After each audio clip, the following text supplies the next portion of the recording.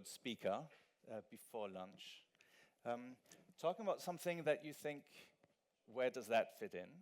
If you click to the next stage, next slide, non-profit venture capital. Non-profit venture capital?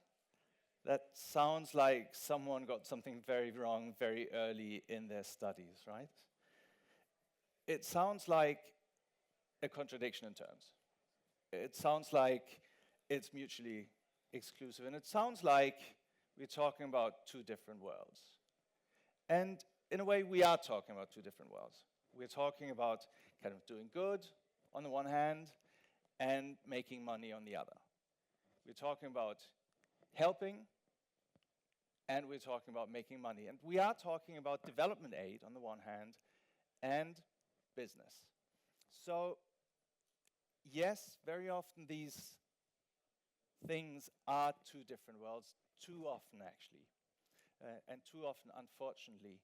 If you look at non-profit engagement, non-profit engagement very often means you put money into a project, but the project doesn't have to pay off. So what you do is you drill wells, you build orphanages, and at some point the funds dry up, and the people, by and large, are pretty much in the same place as they were before, right? So non-profit engagement follows noble motives, great, but that doesn't necessarily mean that it's actually effective or professional or delivers results. Now, venture capital, and you all know a thing or two about venture capital, otherwise you wouldn't be here, follows professional rules, and we're hearing about them today, right? Rules that work, rules that deliver results, and they have to, because otherwise we wouldn't be making any money. And that very much is the point of venture capital, to make money. So it is very much for profit, and that's a goal too. Not necessarily a noble one, but it's a goal. So, as I said, two different worlds. If you click to the next slide, believe me, I kind of know what I'm talking about because I've done both. I kind of, fresh out of university, started in business, worked in marketing and sales and innovation management for Procter & Gamble, ran a publishing house, and then changed sides and became the global CEO of Welthungerhilfe, which is one of the bigger German aid organizations. And I know that those two different worlds are apart, but they don't have to be. And my point is going to be now, for the remainder of the next 8 minutes or so, to tell you why. If you move to the next slide, actually think now with a kind of aid context. Say you're in Africa, and you are in an area of extreme poverty. What people typically do, what aid typically does, is they do projects. You take money, put it into a project, spend it. When the money is gone, the project ends and you start all over. On the other side is what most of us in the room would probably say is a smarter way to kind of deploy money, which is to spend it in a way that it can continue to grow and generate returns so the whole thing keeps going. Now, the issue in many parts that I'm talking about of the world is that investments don't yet make sense because they aren't profitable enough yet. Maybe there's too much risk. Maybe the conditions aren't there. So there's a gap between kind of aid projects on the one hand and business on the other. If you move to the next slide. And that's why we thought, let's maybe try to do things a little differently by setting up an aid organization that thinks it's a venture capital firm, by setting up a company that's called Impact. And in its most simple form, we try to help African founders to create jobs. The logic is actually quite simple. A job is the best way out of poverty. 9 out of 10 jobs in the developing world in particular are created by essentially startups.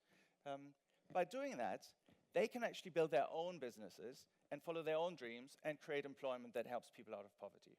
That's the slide with most words on it, but it kind of explains a little bit what we do. I'm now kind of getting into a little bit of a quick explanation of how that model actually works. And some of it may sound familiar. So at Impact, we kind of collect donations. People get a donation receipt. There are lots of partners that come in, some kind of state funding, corporate donations, pro bono partnerships, and then we go out and select companies, do due diligence, find them, finance them, and ideally that leaves then to a growing business that creates jobs, creates impact, and at some point, yes, we sell. Not as easy in Africa as it is in some other parts of the world, but there is a little bit of an exit market. And as a non-profit, we don't take anything out ourselves. The money stays in the system and ideally finances the next generation.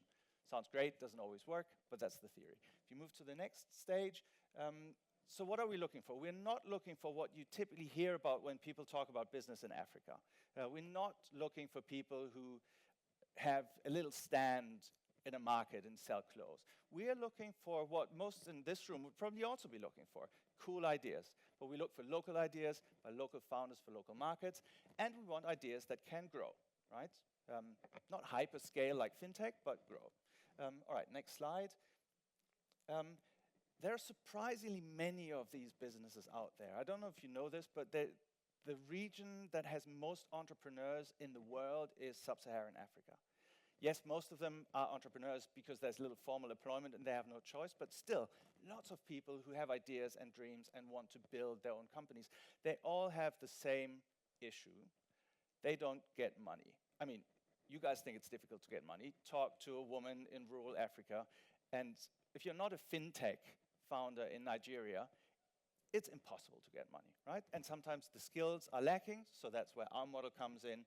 Take donations, because they aren't profitable enough yet, invest, and then create jobs. Next slide. Now, how do we do this? And the deal is actually pretty simple. We have ticket sizes $100,000 to $200,000, 10 to 20% equity stake, seat on the board. We do a lot of operational support to kind of help them in all the key functions, and then we exit to reinvest. Obviously, we don't benefit from it, no profit. But if that model sounds familiar, well, we got inspired from Project A as an operational VC with the one difference that we don't make any money, and I hope that is a difference, right? Is anyone from Project A here? You do make some money, I hope. Okay, so that's the only difference, I think. If you move to the next slide, the kind of business model, it's a bit like an Airbnb model, I guess. 10% for us, not for profit, but for kind of quality and admin and what have you. And the chunk of our investments, actually half of it goes as cash investments into companies, and the other one is operational support. With our own teams, with experts on the ground, some local, some foreigner. That's the basic model. And I don't want to keep you waiting before lunch for too long, so I'm kind of racing through this. Maybe we have a chance to kind of discuss some of this later during lunch if you like. If you move to the next slide, if I were now a standard aid organization, an NGO, I would, of course, promise you the world. The Germans in the room would probably recognize this egg-laying jack of all trades, the eierlegende Wollmilchsau.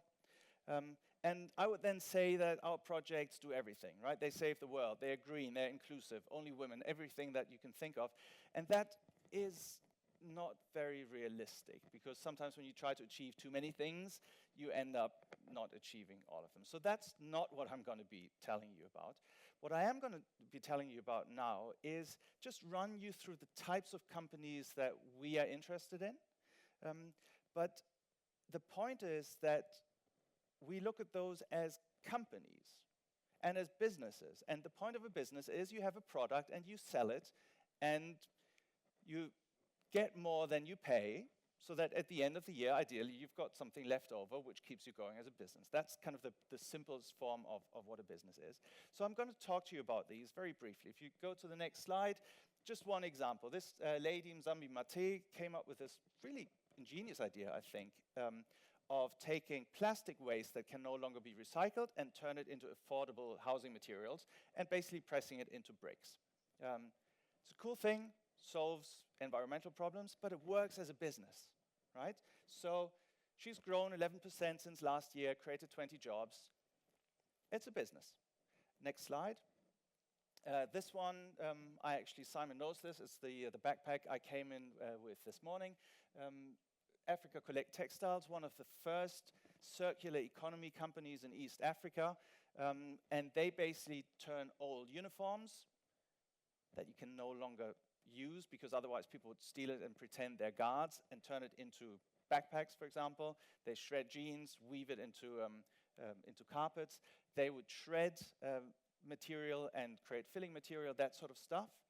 Also good, but it works as a business. They've grown 68%, created 21 jobs. Next slide. This is actually the latest addition in our portfolio. It's a drip irrigation company in Kenya called Hive. Again, climate change leads to ever more unpredictable rainfall. The rains come, just wash off the ground, can't be used. Normal irrigation doesn't work because it reduces water levels. If you can find a way to harvest rainwater, you're back in play, and that's what Hive does. Rainwater catchment, solar pump, drip irrigation, some smart light touch tech to enable people to turn the valve on and off. And it works as a business. So almost growing like a weed, no pun intended, and created 10 jobs. They're young, small, but still, right? They're growing. Next one, and then I'm through, I think. No? Second to last. Mngmt, that's the name of the guy. Mngmt Technologies is the name of the company. Probably my favorite business that we're about to invest in next month, I think. In Tigray, northern part of Ethiopia, some of you know that from the news, the war zone until a year ago, 500,000 people died. And he came up with this idea of building bakery machines, pretty much from scratch, dough mixers, cutters, that sort of stuff, and sell it to bakeries. And he's doubling year on year, despite the war, despite COVID before, and created 20 jobs. Last one, just to make sure it's not all kind of get your hands dirty, we have some more tech-enabled companies in our portfolio. Be Singularity, also an Ethiopian business. They do sales training, because sales is very often kind of the missing link for many startup companies. Probably you know this as well, right? Getting a sales team on the ground, especially for last mile distribution kind of things, growing 67%, creating 30 jobs. Now, if this was the end of the story, I would probably say, all right, yeah, they work. It's cool. Not all of them work. Like Act is probably going to lose business this year. And Gjenga is facing cash flow issues. So I'm not going to try to tell you that they're all fantastic companies, but pretty much like any VC portfolio, some fly and others don't. But by and large, I would say it's a decent story. Now, the point, though, I'm trying to make today, and if you move to the next slide, is that for us, that's not where it ends.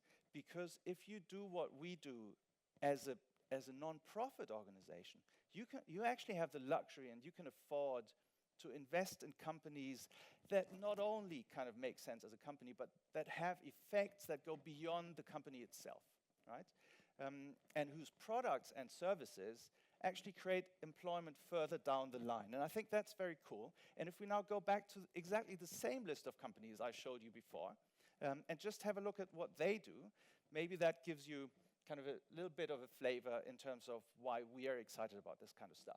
So, Gjenga Makers, yes, she's got 20 people on her shop floor making the tiles, but she also has more than 200 people collecting plastic every day and delivering it to her company and earning a decent living.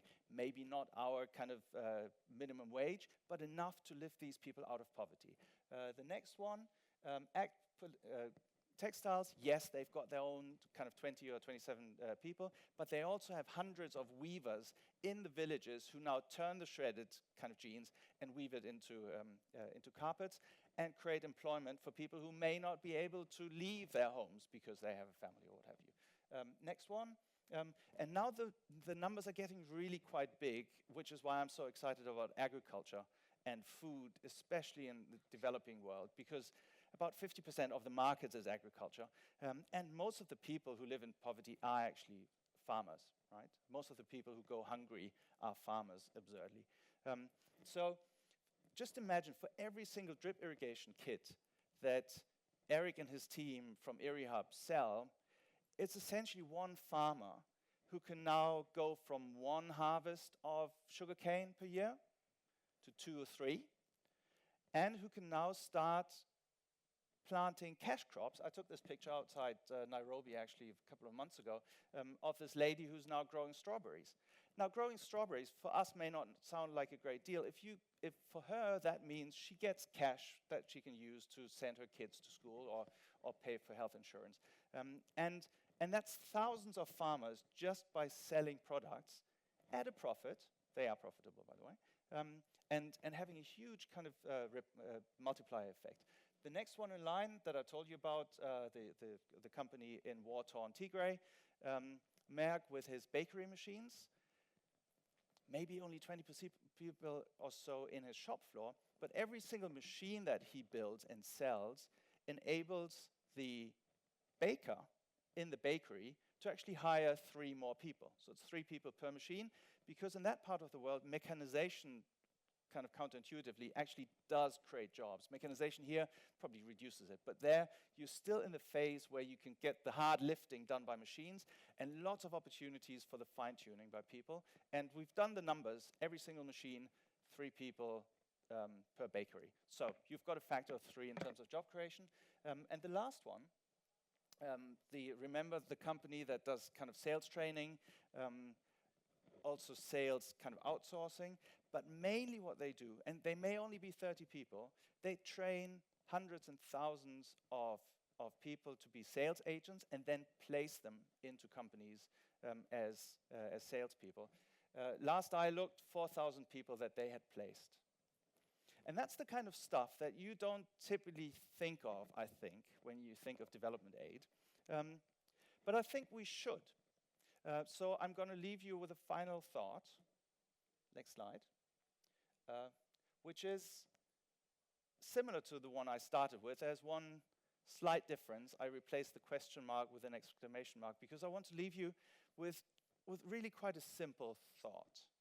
And that simple thought is, I think we can use the tools of business to drive social change.